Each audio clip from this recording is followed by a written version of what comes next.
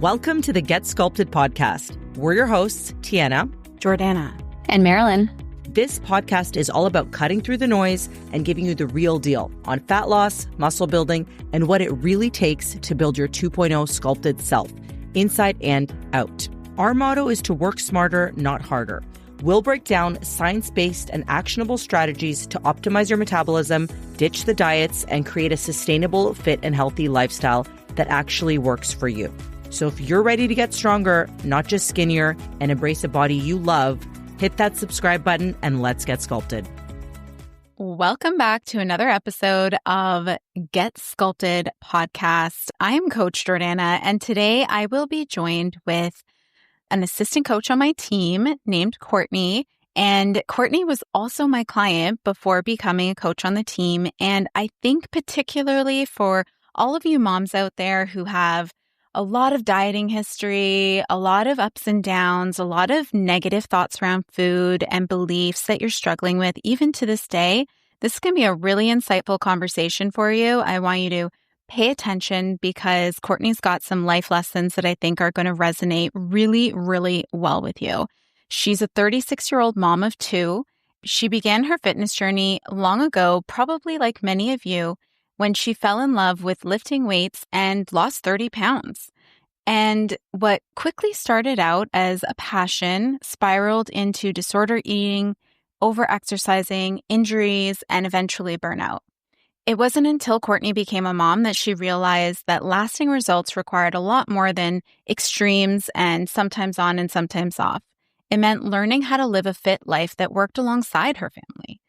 So transforming both her body and her mindset, she discovered this sustainable path where fitness and family can thrive together. Now Courtney's on this mission to help other women who feel stuck break free from quick fix cycles and instead build habits and healthy lifestyles that truly support their fitness and their body composition goals. Like I said, you're going to love this conversation and take a minute to connect with Courtney afterwards because she is awesome. First off, welcome, Courtney. Hi, thank you. So excited to be here. So happy to have you. I want to dive right in and talk a little bit about something that a lot of women listening are struggling with too. I'm going to talk about your journey, and you had a desire for fat loss. You had also this desire for growing strength. Can you take us back to the early days and what drove you to actually get started? Well, I've always been into fitness since post-university. I lost a lot of weight, just exercising, eating healthy. I didn't always take the right route. It led to a lot of over-exercising, led to under-eating, and a lot of restriction, like a lot of food restriction. And I missed out on social events. It hurt relationships with my family and friends. But then after I got married and I got pregnant, pregnancy changes you. It changes how you feel about your body. Being a mom changed my priorities. And so when my son was almost 2, I decided I want to level up. I'd just been doing enough. I lost my pregnancy weight. I was eating fairly healthy. I was enjoying my life, but I knew I wanted to take it up a notch, but I wanted to do it different because I didn't want to make the same mistakes that I had made in my 20s. Yeah, and it is different when you're a mom because that perspective isn't just about you anymore. It's about how it impacts your family and how you can manage all of your time and get everything done. I'd love to know a little bit because you're one of those clients who checks every box, gets everything done. If the plan is A, you're going to do it. And that's just who you are. And I love that because it makes it so easy to coach, which is a benefit. But how did that mindset serve you to know that this is putting me first? How did that help you? And on the flip side, how did you also realize when that same mindset was holding you back or hindering you back in the day? Because it's a double-edged sword, right? So anyone who knows me will attest that if I'm given a checklist with check boxes and a plan to follow, I will do it. I will make sacrifices. I will get it done. So consistency for me has never been an issue. But what happens is it quickly leads to wanting to be perfect all the time and do everything 100%, nothing in my way to get things done. And when you're a mom and you have a family, things are always changing. And so that was when it became a problem, was how do I take this plan and take it through my life with events and children's illnesses, my own sicknesses, injuries. Because when you want everything to be perfect and you get thrown off, it's the getting back on track that becomes really difficult. And how would you summarize, like for somebody who's sitting in their car, driving their kids around right now, maybe out for a walk, trying to be like, well, how did you do this consistency thing? Like, what does that look like for you? What were some of those things in your head that you're like, I have to do it differently? Get specific for us. So, for example, in my 20s, I had to work out in the morning. If I didn't work out in the morning, I didn't trust myself that it would get done later in the day. I wanted to be disciplined enough that every morning was my workout time. And so as a mom, I've realized that, well, it's not always going to be every morning. And maybe I'm not going to sleep very well the night before. And I might have to work out at 4 p.m. or after lunch or during the nap time. And so it was things like that, like changing those times and being flexible around all of that. And then on the food side, it was changing meals. So my kids don't want to eat the same thing every day. They want some variety. So does my husband. And so learning to like cook for everybody and make those adaptations, but still eating in a way that's consistent for me and it's going to help me reach my goals.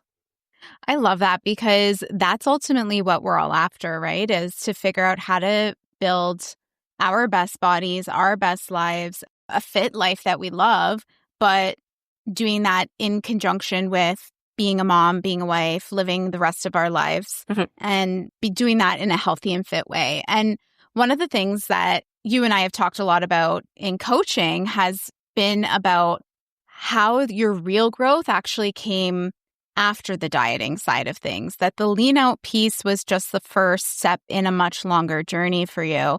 And it was during the lean building that we did when we were fine-tuning your physique, increasing food for you, where a lot of ahas, things started to click for you. What was that transition like for you, moving from dieting mindset into more of a lifestyle mode? Because a lot of women, they never get there. And they're also scared to get there. They're like, what do you mean I'm never going to have to diet again? What does that even mean? What does that look like? What do I eat? How does it work? So can you talk to us a little bit about that experience for you? Well, I think the lean out phase, the fat loss phase, for me was comfortable. I'm in a calorie deficit. I'm being really careful what I'm eating. I'm weighing and measuring everything. That was really comfortable for me. And then when that was kind of done and it was time to increase calories very slowly as well, I was feeling a bit nervous, like, where's this going to go? I've never done this before. It was also fun to explore, like, how much food can you really eat and what you can add to your diet. We're not taking away anything. But I think it became very exciting to be done with feeling hungry all the time and being really careful with portion sizes, having a bit more of this, knowing I can go out to a restaurant and eat that. So it became exciting to just be finished with the restriction side of things. And how did it feel physically? Like, what benefits did you see from eating more food after that with like training physically? Yeah, so I was definitely nervous seeing the scale inch up, even if it was only like 0.2, 0.5 pounds. Like, it was very small increments. But what happened was this like overarching feeling of doing really good workouts and feeling really good and feeling really strong. And when my workout was finished, having all this energy left for the rest of my day, and I could do activities with my kids. I didn't feel totally depleted. And so that became, I was like, hey, like, there must be something here because I'm eating more. I'm feeling really good working out, and my body wasn't changing the way that I thought it would. What did you think would happen? Well, I thought I would just start gaining fat, right? Like, this is my calories that I should be eating to maintain this lean body. When really I'm like listening to my body and really giving it what it needed. And as a result, what happened? Well, I stayed lean and I looked more like I worked out. I love that because there's such a misconception that the second you increase calories, that the weight is going to go on. And that is the magic of moving from that first stage that we do together, where we're setting a new foundation, where we move into empowerment phase, where we're elevating you into this place where you can eat more food, test your metabolic resiliency, see how your body shifts and changes. And in fact, you ended up being leaner and more toned and had more muscle definition while we increased your calories, which for so many people seems counterintuitive, but happens for most people who go through a proper muscle building phase. Wouldn't you agree? Yeah, and the scale mattered a lot less to me. Yeah, talk to me about that. Tell me more. Well, that number meant a lot less. I knew there was a lot that was happening in my body. Like when we were increasing carbs, you're training harder, like the number meant a lot less. And visually and how I felt mattered a lot more. And it's funny because in my 20s, I would tell people, well, I'm building muscle, but I wasn't. I was still dieting. I remember going to a store, just a regular store, looking for new shorts, and the smallest size was too big. Wow. So I wasn't strong and muscular. I was just small and skinny. And now I look forward to filling out my shorts, and it's a different experience. And it's like a total mindset shift too. It's like at one point you were working out and eating to get as small as possible, and now you're working out and eating to be as strong as possible. And that has a totally different effect on how you end up looking aesthetically. Yeah. I love that. And so let's talk about the gym a little bit, because before 10, 15 years ago, you were spending a lot of time in the gym, hours and hours. And when we started working together, we shifted things into fewer days per week. I'd love to hear a little bit about your experience and your mindset shifting from more is better to more strategic effort is better, and how you evolved from that place to the next. I don't ever remember thinking in my 20s that fitness was fun. I felt like if it didn't feel like punishment, then I wasn't dedicated enough, or I wasn't trying hard enough, or I wasn't disciplined enough. And so I would work out 6 days a week. The no days off was I subscribed to that. If it was an active rest day, I was still doing something to burn calories. And so when we started together and my workouts went from 12 exercises to 4, I was questioned, this won't be enough compared to what I'm used to. But getting really good at the main exercises and giving those your all, changed how, my body looked and how I could build more muscle and stay leaner. It changed. But it definitely was this mentality of if it's not feeling terrible, then it's not working. But it's totally shifted my perspective now. And what would you tell women who are still sitting there being like, no, Courtney, you're lying. I still need to do 12 exercises. What are they missing? Well, I think it's the amount of intention and effort that they're putting into all those exercises. So when you have your 4 exercises and your 4 sets, you're lifting really heavy for those sets. You're resting for a really long time. Whereas when you're doing 12 exercises, you're rushing through those and you're not giving them your all. There's a time and place for, high volume training. But when you're working out for lifestyle and for, aesthetic goals that you can maintain, this is, where you want to be. Yeah. And I think especially for you having so many persistent injuries that we needed to work around and, form elements that we wanted to check in on, using those tools more strategically and not burning you out through the volume was really, really important. And so talk to me a little bit about how the form checks and the way that we worked through with Francesca on our team, rounded out your workouts. Well, I think I was really surprised post 2 pregnancies how different I was lifting compared to before. I didn't know about, a lot of the muscle imbalances that I had going on. And so having her look at my form, kind of starting over for things like squats and overhead presses, it's built a lot of injury resistance, and old injuries, they creep back up, but I get over them faster. I love that. And we're also testing some limiting beliefs around what movement patterns you feel comfortable with and being like, let's get a form check in and see what's going on there. And then we can make a change. And I think that that's important no matter how long you've been in the gym. I've been working out since I was 18. That's 24 years now. That is a wild number. And I still have my form checked because our bodies change, our muscles change, how we sit and move through the world changes, and that's going to impact how we lift. So you're never too experienced to have somebody take a look at your squat, in my opinion. Yeah. I can remember the last time that someone had critiqued me doing a squat. And I remember telling you, like, I'm never going to grow my lower body unless I do heavy squats.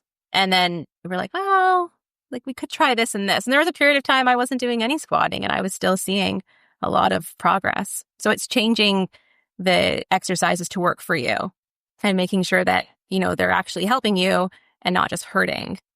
I love that. So the one thing I remember us talking about, and this happened, I want to say maybe 4 or 6 months ago.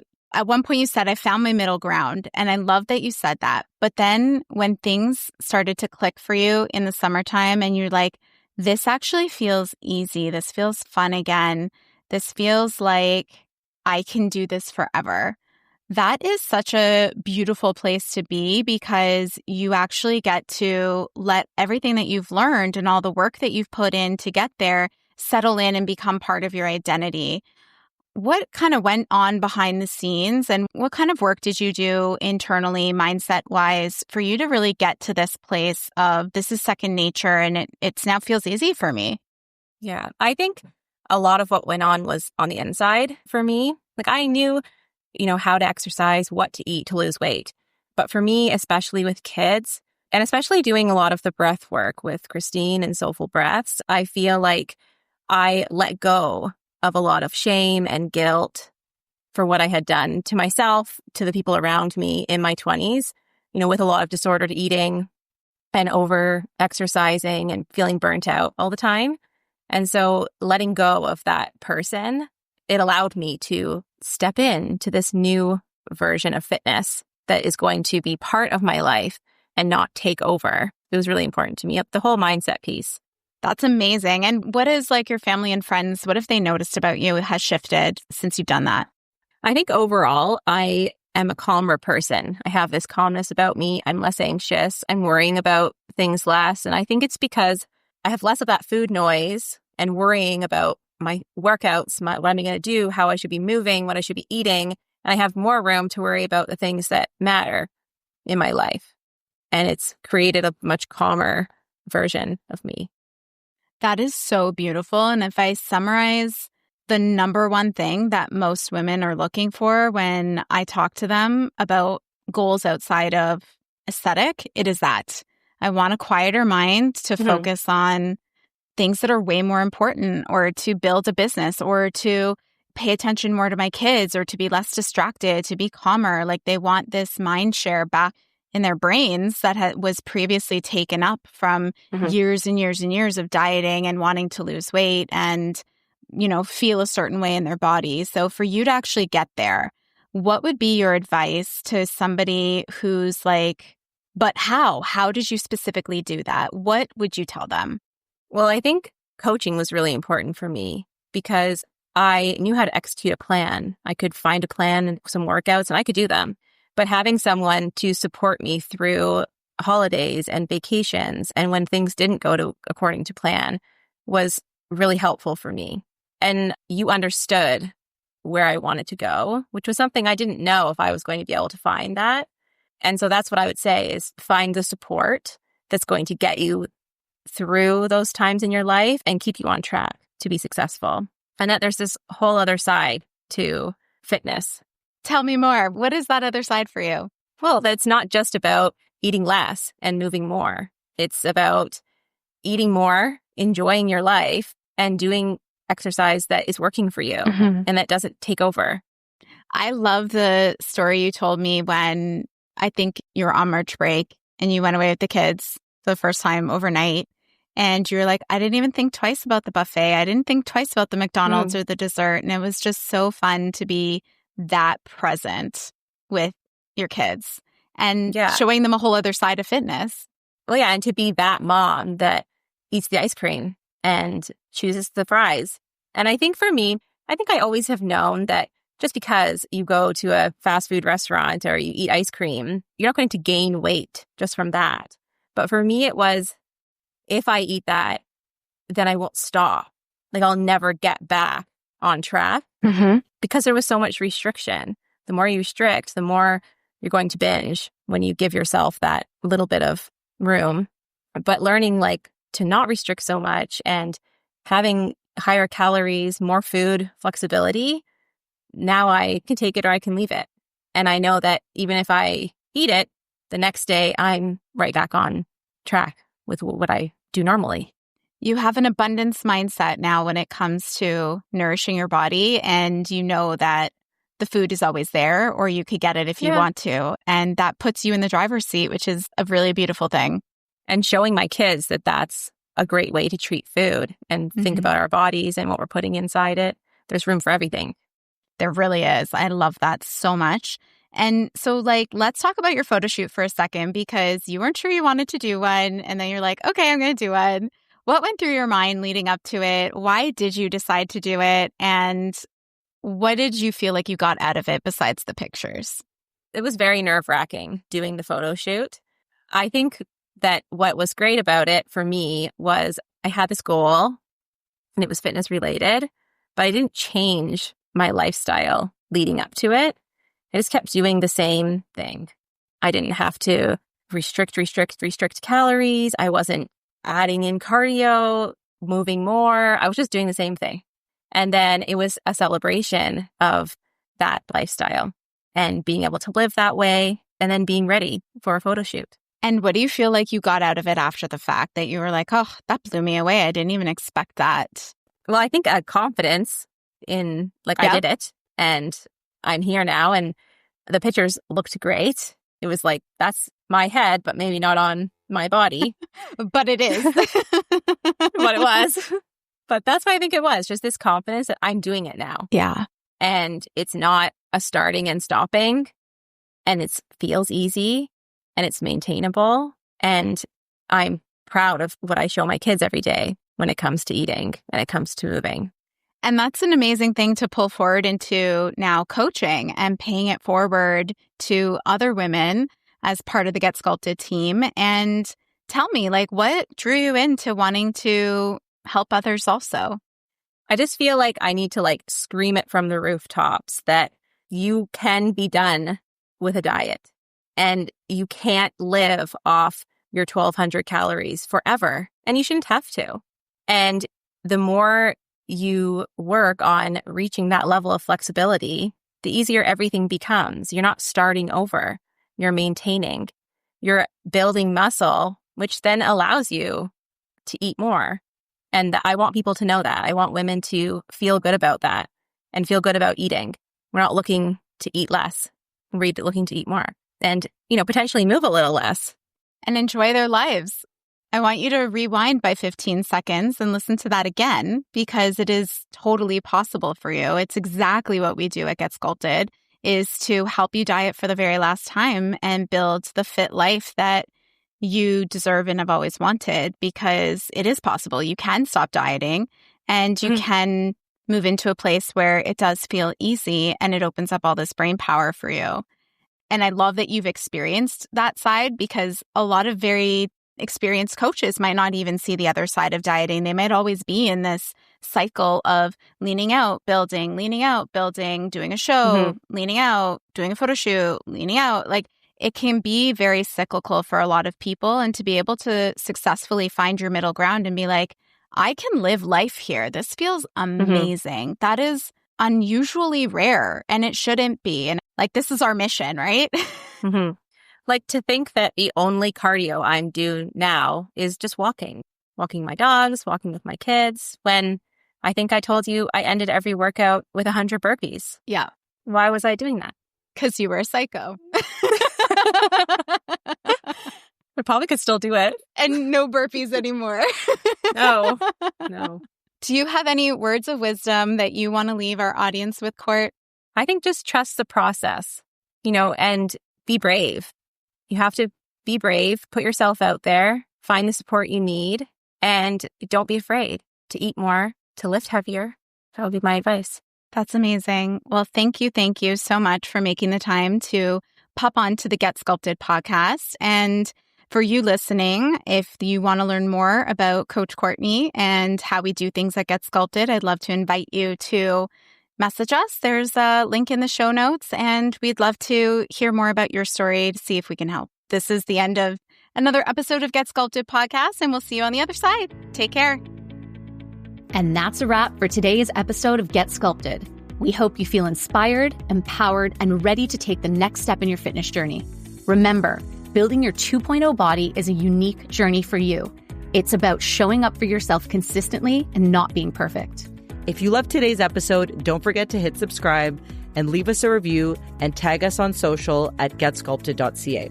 Your feedback helps us reach more women like you who are ready to cut through the noise and make lasting changes. For more daily tips, inspiration, and behind-the-scenes content, follow us on Instagram and check out our handles in the show notes below.